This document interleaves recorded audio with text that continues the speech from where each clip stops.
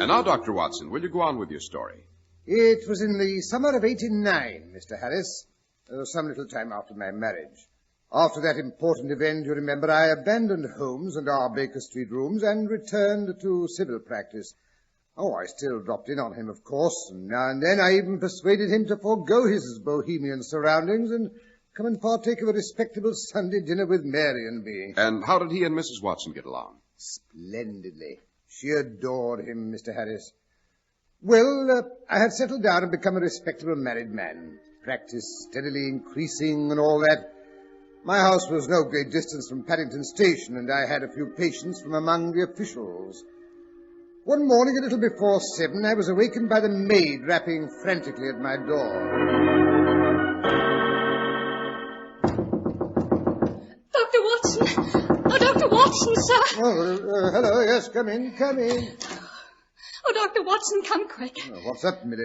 What's happened? An accident, sir, a nasty accident. Here's his card. Mr. Victor Hatherley, hydraulic engineer, 16A, Victoria Street, SW. Yes, sir, walked over from the station, he did. I let him in. He's downstairs now in the consulting room. Looks like death, he does. Well, it can't be too serious if he had the strength to walk over from the station by himself. Looks like he's in pain, sir. It's his hand, his left hand. Bandaged up with a handkerchief, it is. And it's all dripping with blood, sir. Oh, dear. Sounds more serious than I suspected. Millie, you might go and heat some water. I'll go right down to him. Yes, sir. Severe hemorrhage. Wonder what the accident was. Oh, Mr. Victor Hatherley. Good morning, sir. Good morning. I'm sorry to wake you up so early. I had a serious accident during the night. I came in by train this morning. They told me at the station that you were a good doctor. I came here. A night journey? That in itself is a rather tiring and monotonous affair. You couldn't call my night monotonous. Monotonous? I never had a less monotonous night. Stop it. Pull yourself together.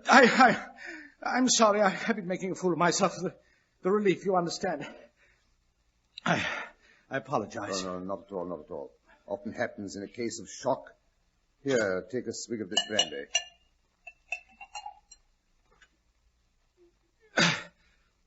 That's better.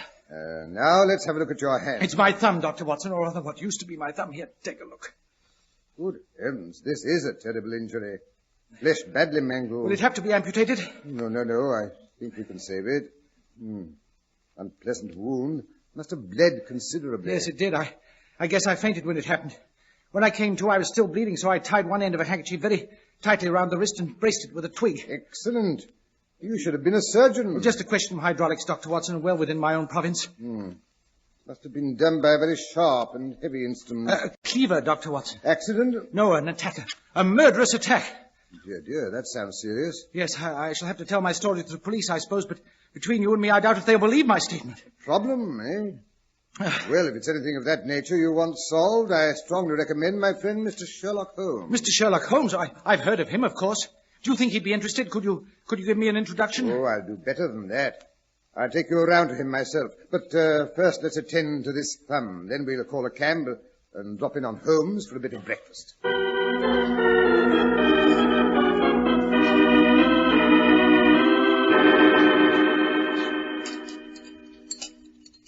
Another bit of Mrs. Hudson's omelette, Mr. Hatherley. No, thank you, Mr. Holmes. I feel a new man since Dr. Watson bandaged my hand, and your excellent breakfast has completed the cure. Good. Now you can tell us your story if you're sure you feel strong enough. Well, I'll take up as little of your valuable time as possible. To begin with, I must tell you that I'm an orphan and a bachelor residing alone in lodgings here in London. By profession, a hydraulic engineer, I had 7 years' experience with the firm of Venner and Matheson before I decided to go into business for myself. Well, the start of any new firm is always rather slack, I suppose. So far, I've had 3 consultations and 1 small job. Not what you'd call a rushing business. Well, no, not exactly. Every day from 9 till 4, I waited in my little den until at last my heart began to sink and I began to feel I should never have any practice at all. Well, I know that feeling. Would you believe it? The first 2 months after I resumed my medical practice, I hardly... Watson, don't interrupt. Oh, sorry. Go on, Mr. Hatherley. It all began yesterday, just as I was thinking of closing up for the day. My clerk came in to say that there was a gentleman waiting to see me on business. His card gave me the name of Colonel Lysander Stark. Well, I told the clerk to show him in by all means. Colonel Lysander Stark. Picturesque name, eh, Watson? What sort of man did he turn out to be? Slightly over middle height and exceedingly thin. I don't think I've ever seen a thinner man. His whole face sharpened away into nose and chin, and the skin was drawn tightly over his protruding cheekbones. An invalid. No, Mr. Holmes, I should say just naturally emaciated. His eye was bright, a trifle too bright, I thought. His step brisk and his bearing assured. He spoke with a slight German accent.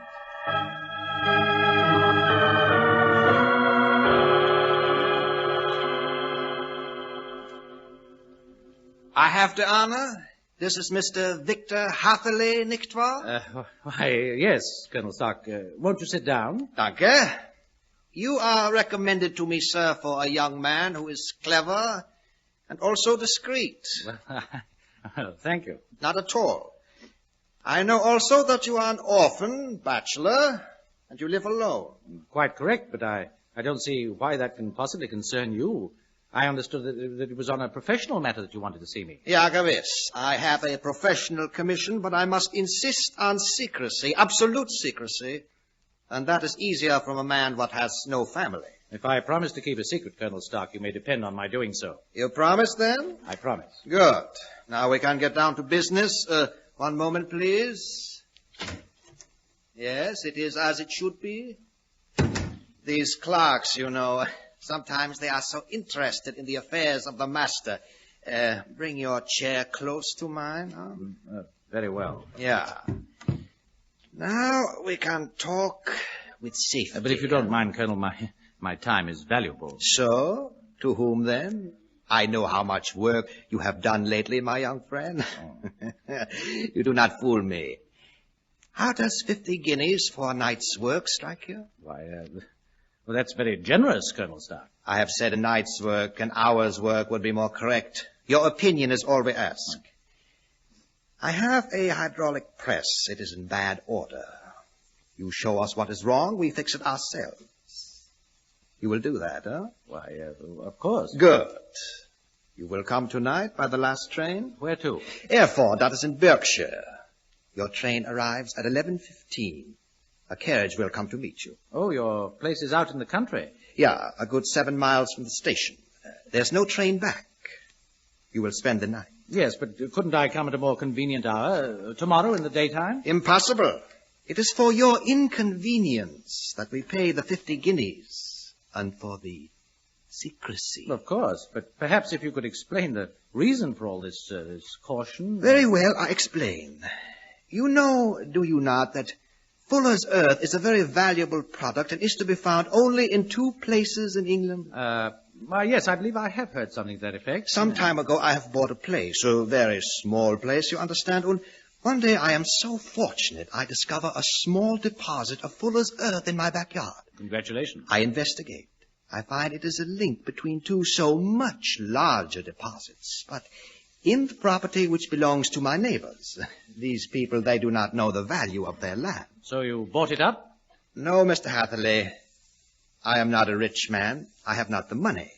So I speak to some of my friends, and we work our little deposit in secret, so we can earn the money to buy the land near us. Yes, but I don't understand what use you can make of a hydraulic press in excavating Fuller's Earth. We compress the earth into bricks, so we can remove them without showing what they are. That is a detail, a mere detail. So, I have taken you into my confidence. I expect you tonight, Mr. Hatherley. I shall be there, Colonel Stark. Good. Not a word to a soul. It is best you do not even tell anyone that you are going away. Very well, if you wish it. I not only wish, I insist. Here is 20 guineas in advance. Well, auf Wiedersehen, Mr. Hatherley.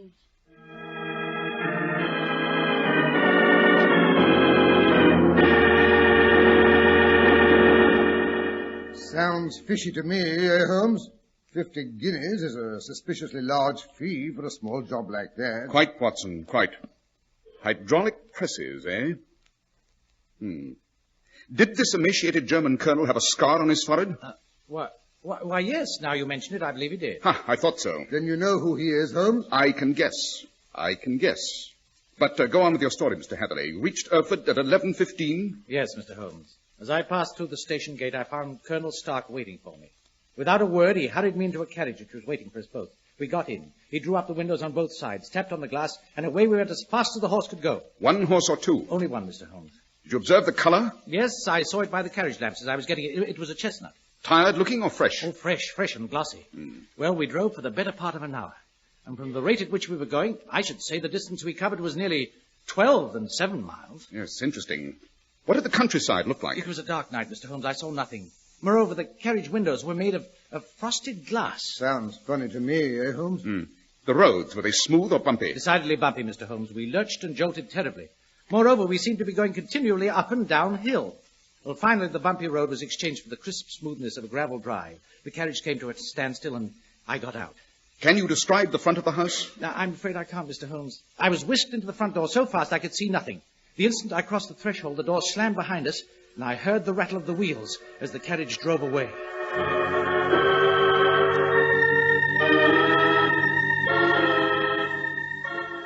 Minna? Minna? Ja, ich komme. Bring a lamp. Ah, that is better. It is not nice to keep our guests standing in the dark. So, ist gekommen. Gewiss. Take the lamp into my study. Now, Mr. Hatherley, if you will be so good, come with me. Minna, you can go now. Ja, ich gehe. My sister, Mr. Hatherley, a good girl. She does what she is told. And now, you will excuse me a few minutes, please. I come right back. Of course. Make yourself comfortable. Gloomy-looking hole. Smells musty as though it hadn't been lived in for a long time. All the windows shuttered and barred. Confound that clock. Wish it wouldn't tick like that. Gives me the jumps. Hello, It is only me. Please, do not call out. I must tell you something. It's all right. Please don't look so frightened. No, it is not all right. You must go. You must not stay here. There is no good for you to do. Yes, but I came to inspect the machine. I can't leave before. No, you must. You can do no good. The last man who came, Oh, this is too terrible. Minna, where are you? Quick, Gottes Willen, before it is too late. Quick, this way. Minna! Down this passage and out that door. So dark. Minna, who are you talking to? Hurry, run. So, you let him go, huh? Please, you will not hurt him. Won't hurt him. Wait till I get hold of him. Wait. He's coming. Run! Run!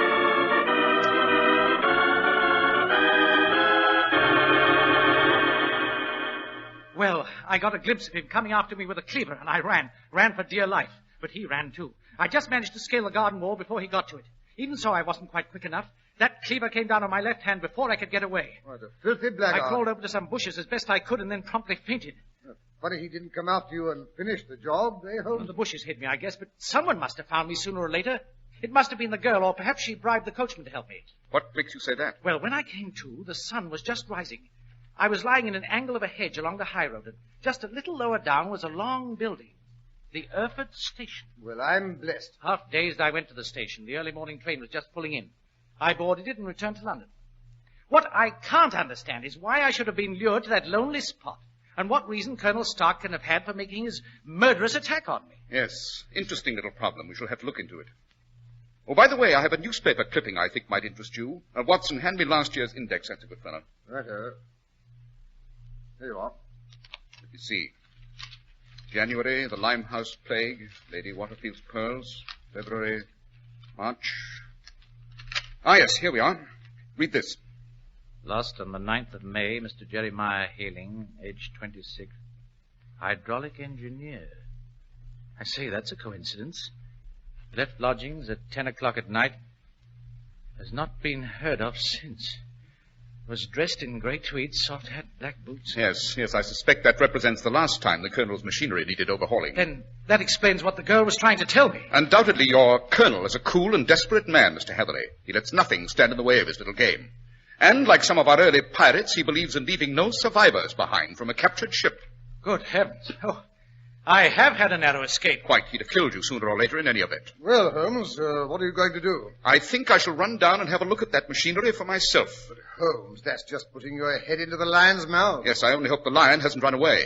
Well, at least let me go along. Well, you can come as far as Erfurt Station if you like. I may need reinforcements. And I'm coming too. But your wound... Oh, rubbish. I feel 100% improved.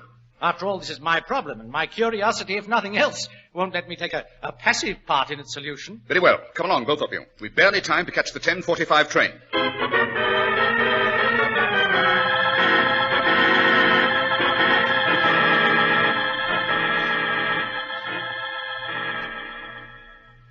Well, here we are, Holmes. Erford Station. Now what? First of all, we must find Colonel Stark's house. I mentioned the name to the station agent in passing. Said he'd never heard of it before. Yes, it's an assumed name, of course. The gentleman in question is famous for his aliases. Well, then, how are we to find the house? I brought an ordnance map of the surrounding country. Of course. I drove 10 miles, at the most 12 in that carriage. All we have to do is draw a circle with a radius of 12 miles, and this station is its center, then visit all the places within that limit. Yes, rather a tiresome job. I think I can lay my finger on it without all that bother. Oh, you formed your opinion. I bet I know it's in the south. The country's more deserted there. No. I'd say east. I seem to remember driving east. Wrong again. Then it was west. There are several quiet little villages over there. No, it wasn't west. Well, then I'm for the north. There are hills there. Mr. Hatherley said he drove up and down hills. Well, you've completely boxed the compass between you. You're both wrong. Hmm? That's impossible. Not at all. This is my choice. It's here we shall find the house in the center of the circle. The starting point itself. What about the 12-mile drive? 6 miles out and 6 miles back. Then that drive was just a hoax. And there, if I'm not mistaken, is the house. Almost across the road. You're right, Mr. Holmes. I'm sure you are. Look, that's the very same wall I vaulted last night. And there, further down the road, are the bushes. I hid it. I thought so. Well, I'll go over and have a chat with our friend Colonel Stark. Mr. Hatherley, you and Watson stay here. Why can't we go with you? Impossible, my dear Watson. I don't want to frighten Colonel Stark off before I have a look at that machine of his. Yes, but you're not a hydraulic engineer, Mr. Holmes. You wouldn't understand it. He'll suspect you immediately. I have a fairly good knowledge of hydraulics. I think it'll see me through. However, if I'm not back inside of 15 minutes, you may come and get me. I may need assistance.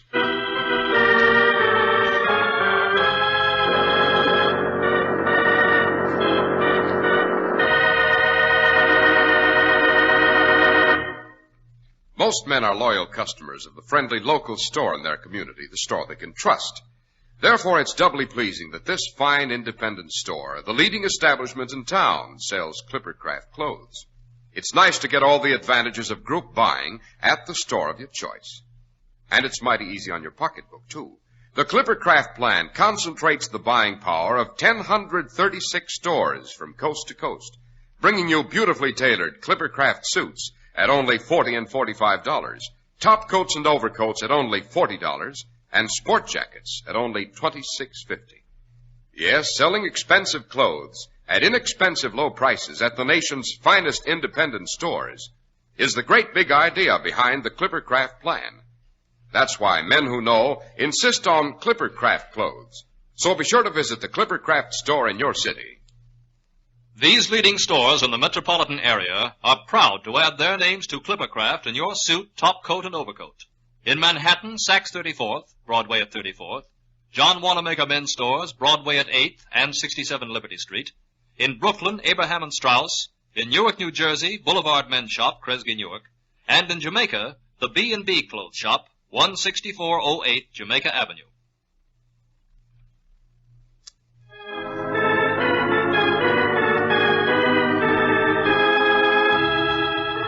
And now, back to Sherlock Holmes. We find him at the door of the mysterious Colonel Stark.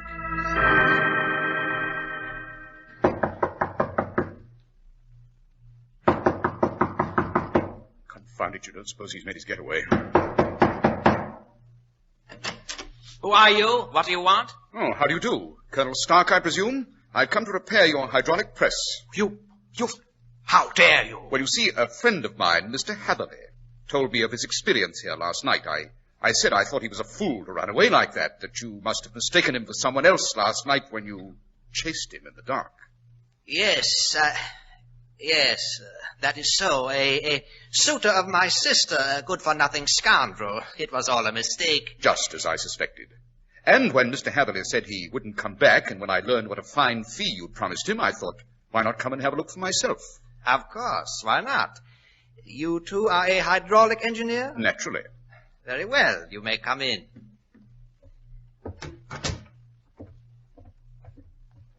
Ah, trunks and boxes in the front hall. We're about to leave this neighborhood? Yeah, the English climate. It is bad for my sister's health. We go to the south of France. I wonder if I might see your sister. So sorry. She is in her room. She is not well. Oh, just for a moment. Hatherley seemed to be worried about her, said he thought you might have mistreated her last night after he got away.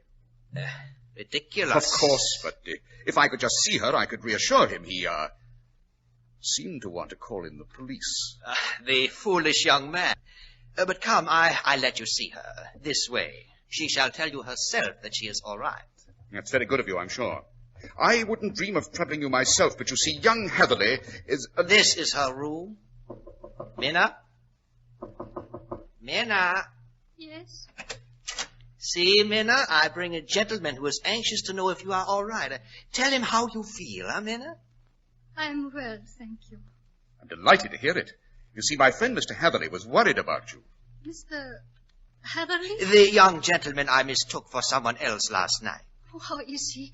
He's all right. Why, yes, of course. Oh, I'm so glad. Hold on a minute. Look here, those bruises on your neck and arms.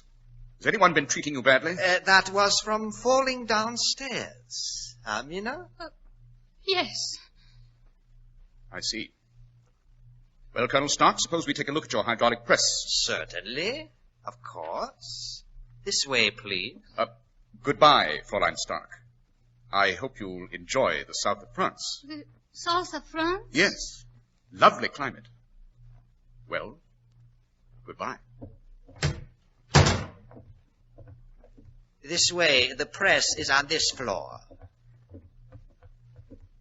Here we are. Gigantic affair, Colonel. Yes, it is capable of exerting enormous pressure. The sides are all of iron. Yes, very impressive. I pull the lever so. The water flows into the cylinders, you hear? But there's a leakage somewhere. Yes, loss of power. Yes, that third driving rod, the rubber banding around the top, seems to have shrunk. It doesn't quite fill the socket. Of course, how stupid of me not to notice for myself. Yes, it would have saved you a lot of trouble, wouldn't it? You can stop the machine now. Let's have a look at the inside. Very well, if you wish. You can enter here. Very impressive. Like a prison. Hello, what's this on the floor? Metallic deposit. Wasn't it Fuller's Earth you're supposed to be mining? Yes, I thought you might see that. Goodbye, Mr. Sherlock Holmes. Great thunder, he's locked me in. Started the machine. The ceiling's coming down on me. Well, Sherlock Holmes, you let yourself in for something this time. Closer. Closer, you wouldn't think it could move so fast. In a few minutes, it'll grind me to a helpless pulp. Better not think about it. I can reach it now. Down. Down. No good trying to push it back. I found it. I can't stand up any longer. Well then, sit down, Sherlock. Lower. Lower. If I lie on my face, the weight will crack my spine. No, the other way will be less painful. Please, mister. Minna, where did you come from? Here, near the floor. A panel, it's open. By Jove, another outlet. Hurry, hurry, do not talk so much. You can get out? The opening's pretty small. Quick, quick. Yes, I can just squeeze through. There. God thank you are safe. Pretty close shave. Hear that? The presser has just hit the floor. Another minute in there, and I'd have been ground to a pulp.